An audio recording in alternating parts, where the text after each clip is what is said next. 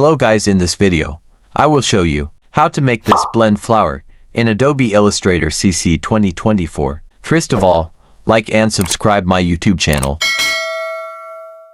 So let's make it.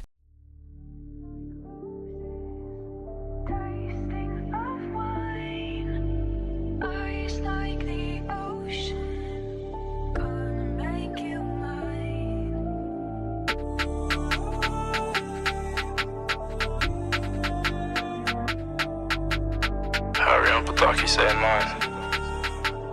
Hey, Dutch, drop this shit, man.